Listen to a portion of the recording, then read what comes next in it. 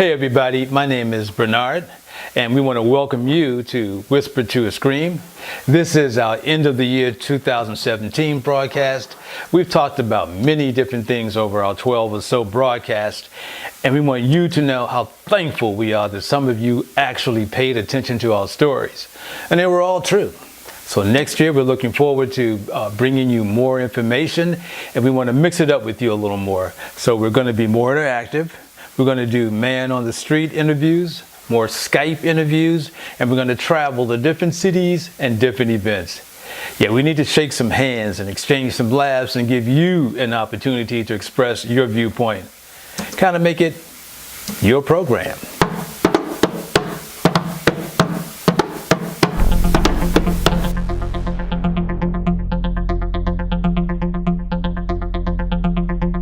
Hello everybody, my name is Bernard and I'm your host for Whisper2Scream. This is our end of the year 2017 edition of Whisper2Scream, and as always we're going to begin by bringing you some updates from our past stories. In South Carolina, about a year or so ago, a man by the name of Walter Scott was gunned down by a policeman named Mike Slager. Slager said he got into a scuffle with Mr. Scott. He feared for his life and opened fire on him. Well, it just so happens that a young guy on his way to work happened to videotape the incident with his cell phone. So a few days later, he decides to turn the video over to the press. And what we see is Mr. Scott exiting his automobile and just break out into a run. The policeman pulls out his firearm and for no reason opened fire, hitting Mr. Scott several times in the back. Well, the update to this story is that the policeman pleaded guilty in a federal court, and he was just sentenced to 19 to 24 years for murdering Mr. Scott. But see, had it not been for the video evidence, his lie would have been believed, and he could have gone on living his life, going out to dinner, drinks with friends, celebrating holidays, all the while feeling pleased with himself for getting away with a lethal lie. Our next update is about Mr. Basil Ellaby. Allegedly, he was smoking crack under a bridge in Atlanta on Interstate 85. Now, the city of Atlanta claimed that because he smoked crack and then set a chair on fire, that somehow this caused a whole bridge to collapse, consequently cutting off a major highway. The city pressed charges against him. A law firm named Davis and Bozeman took up the mantle for his legal defense. He had been on crack for 10 years and has been living in his car for 10 years. So the update is Mr. Ellaby is not in jail and is living in a rehabilitation facility. He says he is grateful to be clean and free from drugs, and for months he has been on a course of self-improvement. So good luck to Mr. Ellaby. I hope you stay sober and I hope you get employment somewhere. And one other thing is that he may not have to go to court. Let's see what becomes of him. Okay, let's talk about net neutrality. What the heck is net neutrality and how will it affect us? Now, somebody had to read up on it, and so I figured out, then try to figure out what it all means. So I did some research on it, but let me tell you, the whole thing is still baffling to me. The major concern is how much will it affect us and how much will we have to pay? And are we going to lose any amenities? Are we going to gain any amenities? First, net neutrality is a policy, or should I say was a policy, manifested during the Obama administration and allows equal access to the World Wide Web at equal rates of speed. It is overseen, or should I say was overseen, by the FCC, that's the Federal Communications Commission, and is governed under guidelines that require equal access for all. Now, under Title II of the program, the ISP, which stands for the Internet Service Provider, was regulated as a utility and subject to stricter guidelines. Now it will fall under the FTC, which is the Federal Trade Commission. So the ISPs have a lot more latitude, and they can kind of make up rules as it goes along. So now be aware that the corral gate is open and horses are running loose. Net neutrality is dead for the moment. So here are some ways it can affect you and me. We won't see it right away other than your ISP will offer certain services for free or prioritizing their own content.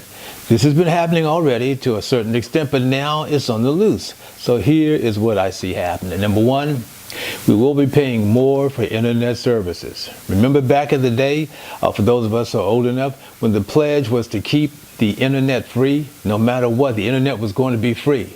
Well, that seems to be a pipe dream now. So if you want to watch Netflix on Amazon, for example, expect to pay more to maintain the high quality streaming that you enjoy now. If you are a fledgling company looking to your ISP as a way to get your information out to the world, expect to pay a toll. The attitude seems to be, why should these new upstarts become wealthy while using the services for free? Remember, this all used to be free to all of us, but some people seem to be taking ownership of all this. Well, I hope this toll, whatever it is, will be something that new upstarts like you and me can afford.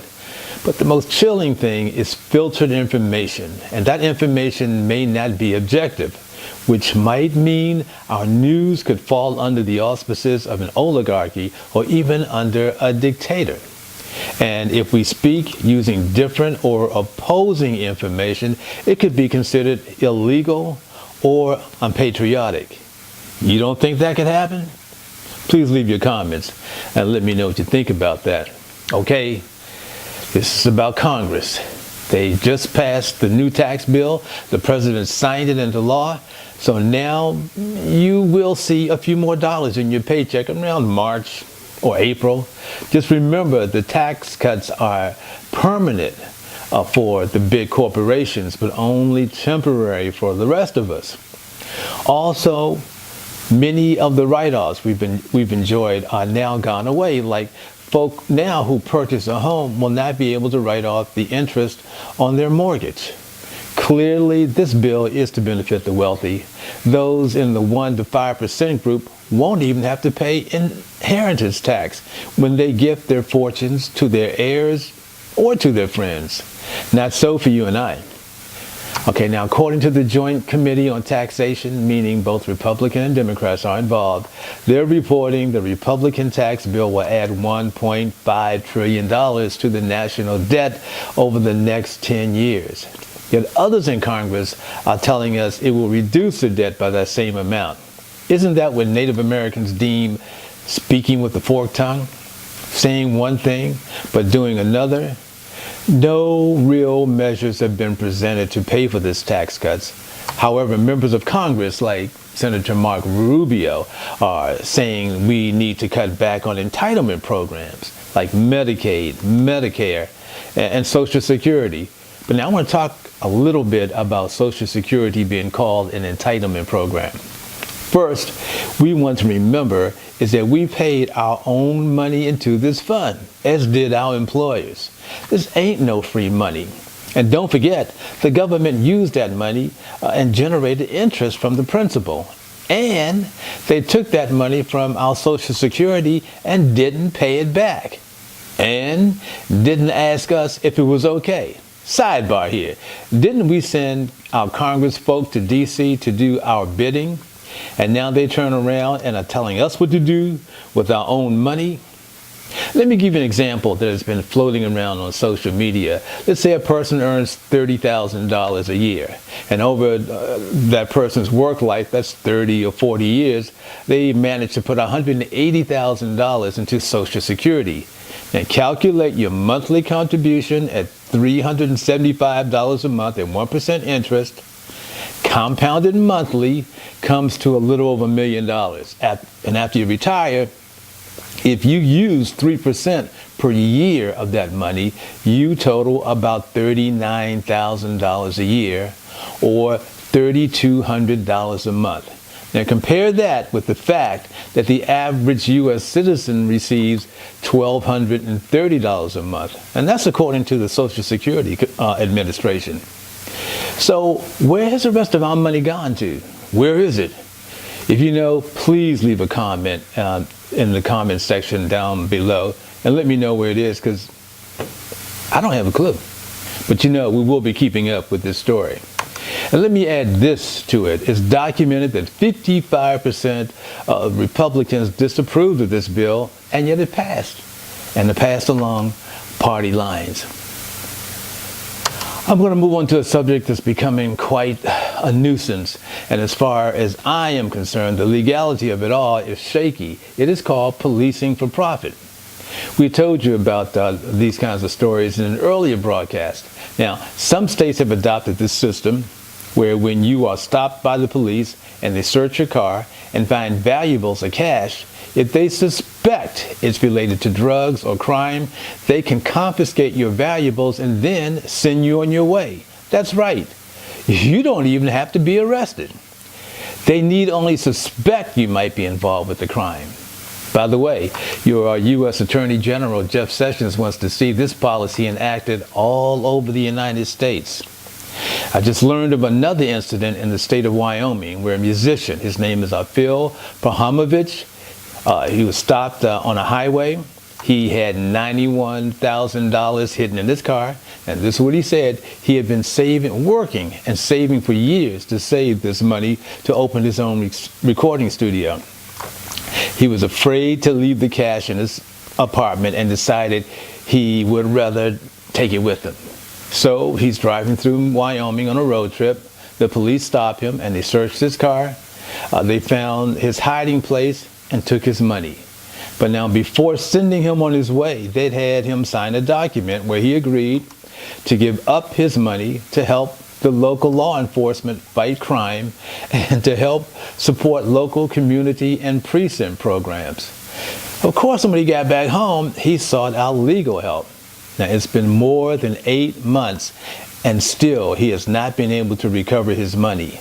Now, the common thread in these kinds of cases seems to be that once law enforcement takes your valuables, it's almost impossible to get it back. The only thing I know to do is to make a recording of the incident and say in the recording, I do not submit to searches.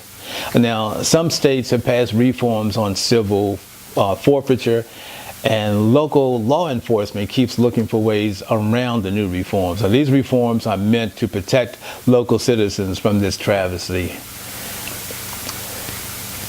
Okay, in our earlier broadcast, we started talking about artificial intelligence. And so we are going to make it a regular segment entitled AI, Artificial Intelligence.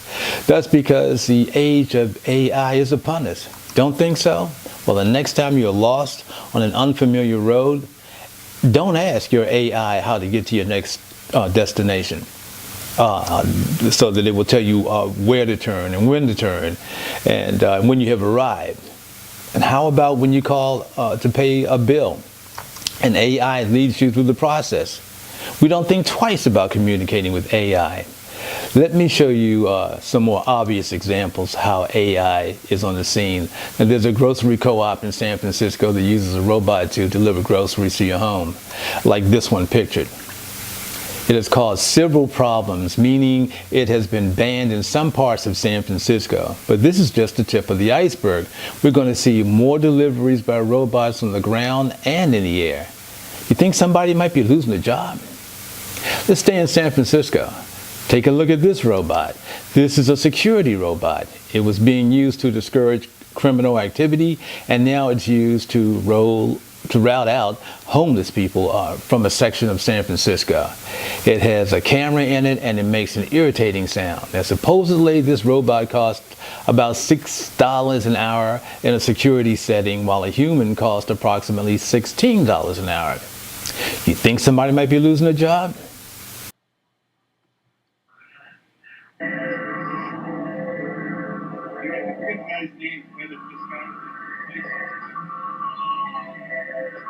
Yeah.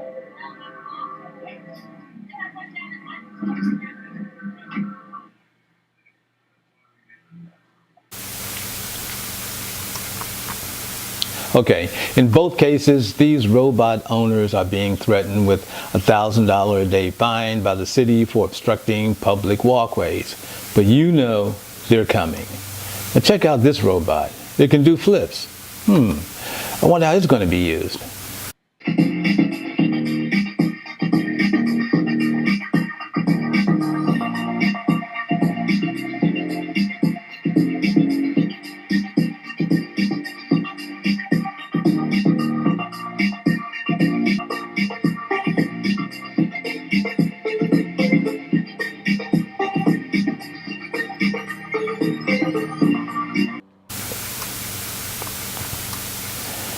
Okay, this story is for my OGs, stick in the mud kind of folks. Landlines. Landlines are being phased out. Companies are complaining that landlines are too expensive to run. So people are moving to VoIP services, or voice over internet protocol. It works on the same principle as cell phones. It's a lot cheaper for the companies to manage, and it's actually cheaper for the consumer as well. I know of at least two VoIP services. One is called Magic Jack and another is called Vonage. But there are more out there, so do your research and get one that fits your lifestyle. If you plan to keep your landline, just know that the price of having it is definitely going to go up. It's going to increase. Now, I still have a landline, and I have to admit it is expensive. I'm paying upwards of $50 a month, and I don't even have long distance service. Okay, now check this out. I saw this video. It has to do with global warming and its impact on the creatures on Earth. I'm just going to show it, and I think you're going to get the message.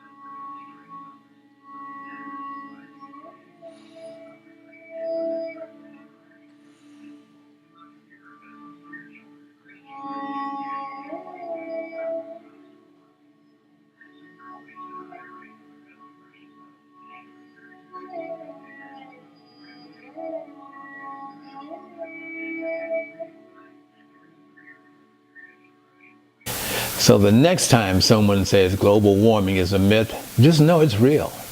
Now, you know we always like to have a good news story, so here is one.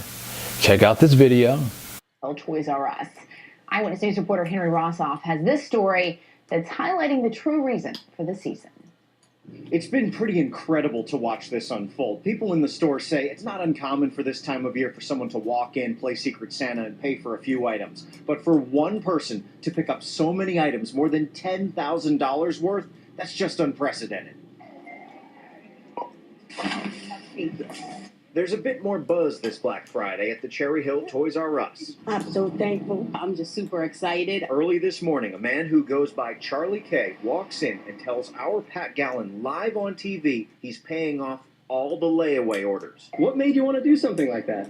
Just, trying to bring some happiness to people. That's really it. Bring back to the community. That brought so much happiness to me and my family. Charlie ends up covering 62 orders. Not everything, but still a whopping $10,780 worth. We usually have Secret Santas, but not to that volume. Many, like Stephanie Dawson, hear about the interview and rush to the store to find out she's among the lucky recipients. For her, the gift represents 7 presents worth $200 for the grandchildren. I want to say thank you very much. I appreciate it, and thank God for you. Others, like Jessica Key, have no idea. She shows up today planning to pay full price for this big box of toys she's set aside for the kids. They come over and tell me that someone actually paid the layaway. Definitely an early Christmas, and I'm so thankful. I want to say thank you to the gentleman that came in and donated.